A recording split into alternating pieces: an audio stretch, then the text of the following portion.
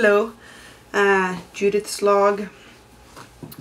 I've got to say today's Thursday, the 24th, and I've got to say I think the highlight of this week right now has been almost getting arrested yesterday. Last night I was driving through Broadway, and I was speeding, so the cop had a legitimate reason to stop me. And I stopped, I pulled over, and he was asking me some questions, you know, like where's your driver's license and insurance ID card or whatever. And I was like, I don't have a driver's license. And he's like, why don't you have one? And I was like, I am currently without status here in the US. And then he was like, why haven't you gotten it? And I was like, it's very difficult. It's a very difficult process. Yes, the long and tedious process.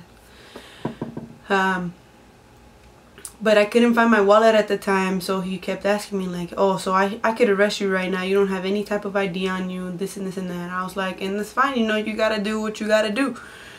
And he's like, alright, I'm gonna need you to step out of the car. And like, he put the handcuffs on me and put me in the back of the car while he did his research on me. And I was like, it's gonna be very difficult to find me, seeing as how I'm not in the system.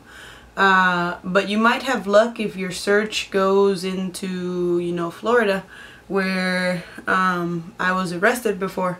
And he was like, oh, so you were arrested before? And I was like, yeah. He was like, what were you arrested for? I was like, protesting. And he was like, who are you protesting? I was like, a senator. He was like, oh, okay. So he started doing his research on me. And I was like, you're not gonna find me. And I told him what I go by, because I don't go by Judith Veronica Huerta Morfin, I go by Judith Huerta. And he said that, and then like, I guess I sounded nervous to him because I kept asking him questions. So le estaba preguntando like what all was gonna happen if I were to get arrested, and like, or what would determine whether he would let me go or if he would take me to jail. Le estaba preguntando eso. I asked him whether he had family. He told me he had a wife and a kid, and I guess all these questions and XYZ. And I went on to ask him, this has always been a very emotional question, so my voice kind of started cracking when I was asking it. That if he were in the position de un indocumentado, being like a parent and seeing how his family is struggling, if he were to be in Mexico, would he cross over? And he was like, yeah, I would do it. And I was like, okay. And he's like, it's not that I blame the illegals and this and that. And I was like, undocumented. I corrected him, and he was like, whatever you guys call it.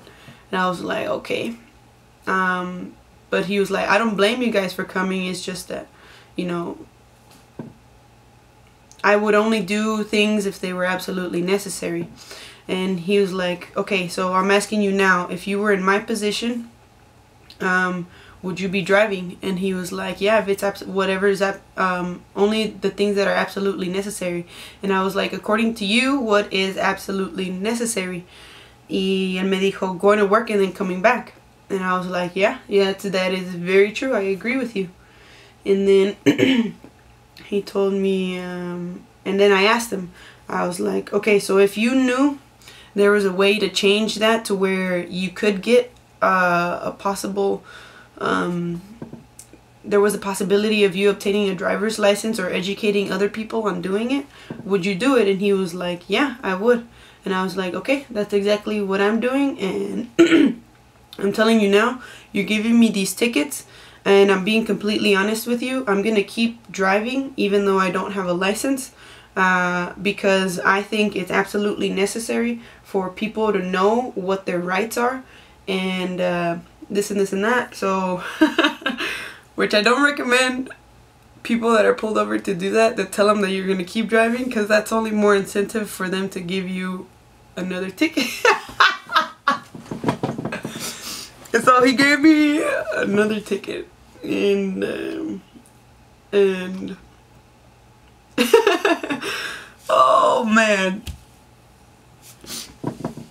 And yeah, so don't tell them that you're gonna keep driving, just, you know. But the whole reason I'm saying this is because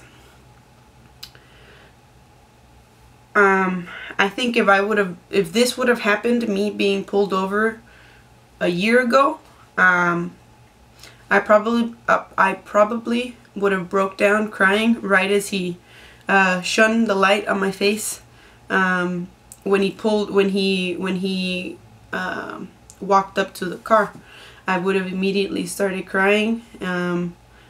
Actually, I probably would have started crying before he did that. Before he walked up to the car, because I wouldn't have known what was going to happen, if I was going to get deported, if something was going to happen to my family because of that. I've got to say, like, this whole year hasn't been in vain, because being able to know what my options were, felt pretty good, and being able to ask those questions, and being able to try to put him in the situation that I was in, felt really good. And actually, it's kind of weird, but I was looking forward to going to jail, just to try to make a campaign out of it, pero más para poder hablar con la gente que está adentro, because after having been in jail in Miami,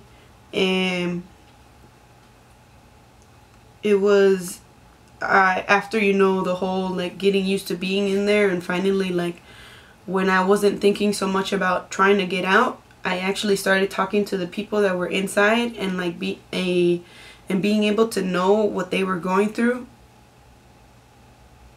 felt good. Being able to listen to their stories también felt good, because everybody has this idea of the people that are in there, that they're this and that. I mean, they are people who have made mistakes like everybody else. Some of them a little more serious than others, pero nonetheless, with a story to tell, whether it be a good or bad one. So, and I was looking forward to going to jail and being able to talk maybe to some other undocumented folks that were in there already, and maybe even going to the detention center and even being able to work from there. And I was just like this adrenaline rush, which I'm sure, I mean, this is probably just me, I'm sure not a lot of people feel this either, pero it's just, I don't know, with this whole project of video logging and trying to document other people's stories, ese era mi pensamiento. And like, being, once I got out or whatever did happen, being able to tell those stories to other people, or being able to tell this story of how I got out, or not, to other people who are in the same situation, who panic because they see the flashing lights.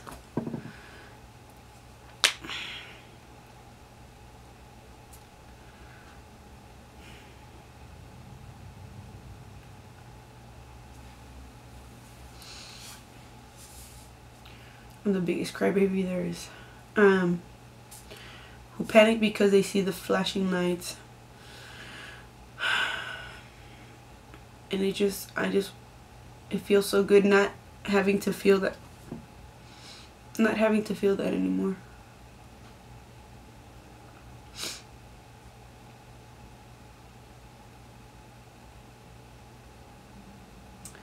So I'm planning on sending this video to the cop that arrested me, not to, you know, be like, oh yeah, he let me off the hook, blah blah blah. No, because he didn't. If he would have let me off the hook, he would have just let me go.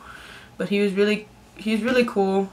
I mean, I understand he's an officer, he has to enforce the law, this and this and that. So he did all he could to just let me, not take me to jail.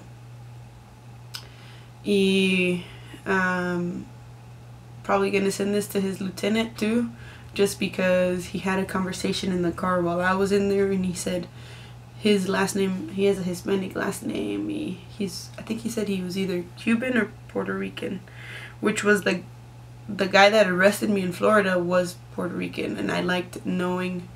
I kind of did the same thing I did to the police officer in questioning him of if he were to be in the same position as us, what would he be doing, or what would he do. I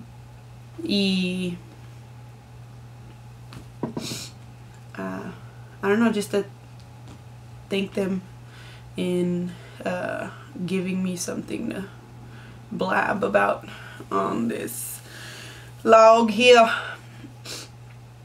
He was telling me, también me dijo, he was like, man, you speak pretty good English. I was like, yeah, I mean, I've been here since I was 2. And he's like, you've been here that long and you still haven't had your papers? And I was like, yeah, huh? Very surprising how slow the system works. So I don't know, I think I was in this funk